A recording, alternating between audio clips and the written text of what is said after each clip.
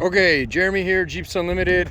Going to do a preliminary video for frame, potentially tub. This one's got a little damage in the right rear corner, up high on the tub. But frame looks great, beautiful. Arizona Jeep, so shouldn't be any issues on it, but obviously we won't know till we fully break it down. If you've never watched any of my videos before, I'll explain a little bit who we are and what we do. Obviously, we have a Jeep junkyard. We have about 7 acres here. We do everything Jeep, from basically 1972 on up to the current JKs. Our bread and butter have always been our TJs, YJs, and CJs for the most part. So that's what we do. And yeah, we specialize in basically rust-free parts that are, of quality you can basically bolt on and go. Occasionally they come in, they have a little damage on them, but we'll address those as we go with it and whatnot. So again, this is a frame video I'm doing for a customer. And of course my phone is, let's see, I got a phone call there. It might have cut out a little bit. So anyway, so yeah, I'm just going to go over the frame, and then if there's something else part wise you see on it, just let me know. A lot of this is just going to be dirt, as you can see, that comes off here. Bolts, we're going to get let's see, focus there, maybe, there we go, shiny thread in there. That's a good indication. A lot of times that there's salt, they've been in salty environments, which clearly Arizona, Colorado, California does not. You'll start seeing oh, sorry, there you go. You'll start seeing threading, stuff like that. And then obviously scaling is an indicator that they're being eaten it from the inside out, and whatnot. So any of the discoloration you see here is just merely from rocks coming up and knocking the factory paint off, and then the metal oxidizes and turns a brown color. But if there's an area on a frame that I see, I always address it. We don't sell rusty frames, and we try not to sell them even when they've been in a wreck, unless it's something fairly light, like this one happened to be. This was a high, and I'll show you that here in a second. But anyway, we'll get them fully stripped down. When that happens, spec them out, and then make sure there's nothing we didn't see. So areas that are hard to see are going to be in pockets, specifically above the fuel tank, that's a hard area to see normally, but otherwise this is pretty good. So nice clean through here. This area constantly, and you're gonna see this almost on all frames where the metal matches, they don't put anything in between here, so that does trap a little bit of moisture, and usually you get a little bit of flaking right underneath where the bolt is there. If these don't spin loose, they are kind of hard to do, so we'll know when we pull this pan how clean this area actually is. Typically just a high-powered washer we use will take off anything that area, and then you can do whatever you want on your end. If you want to dip them, you can do that, or pour 15, or there's a whole bunch of stuff out there. So we got a little bit of flaking there on that pocket hole.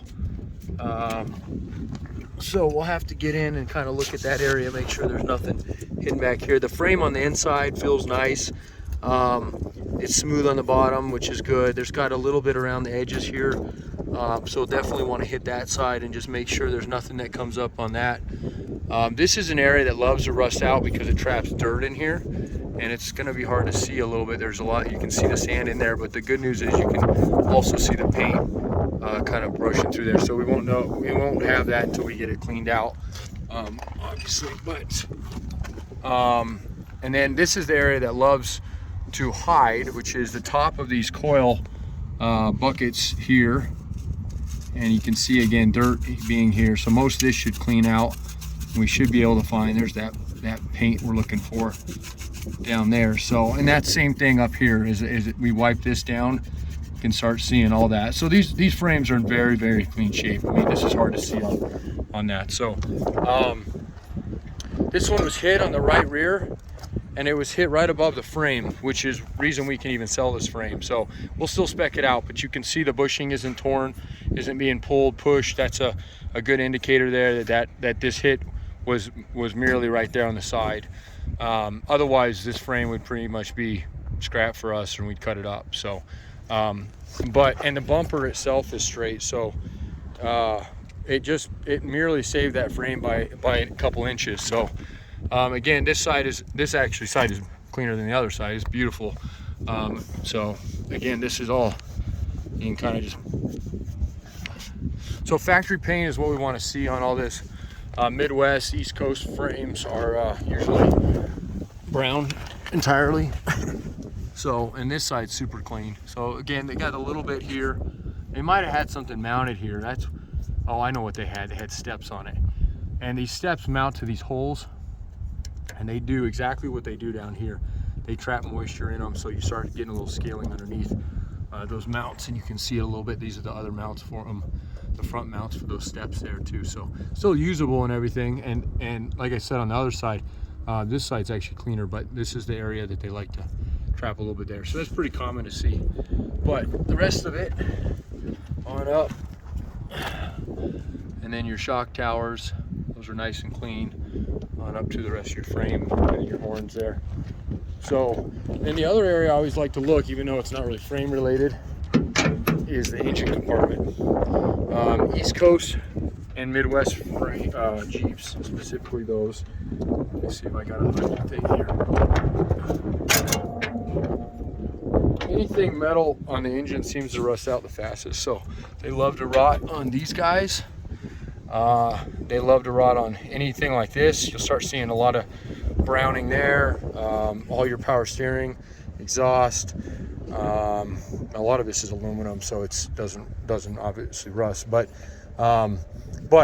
you can clearly see with this engine, other than it being super dirty and a little grimy, there's no rust on it. So very clean there.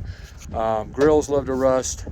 There's usually, these are clean fenders too. Up under here, they love to rust. They love, TJs love to rust in this area because the way they were designed. Those are right, nice and clean. You can still see most of the paint on those and whatnot. So I think that just about does it. So again, Jeeps Unlimited, which was who we are formerly. We are now partsbreakers.com. Still locally, we're Jeeps Unlimited. We've been going by Jeeps Unlimited since 1984, but we did recently rechange our name because Jeep doesn't like sharing their name with anybody, so that's okay. I like our name better anyway. So partsbreakers.com, 303-666-9020. You can find us on the web. You can email us, jeremy@partsbreakers.com. Call us, again, 303-666-9020. Questions, comments, concerns, feel free to give us a call, and yeah, be happy to help you out.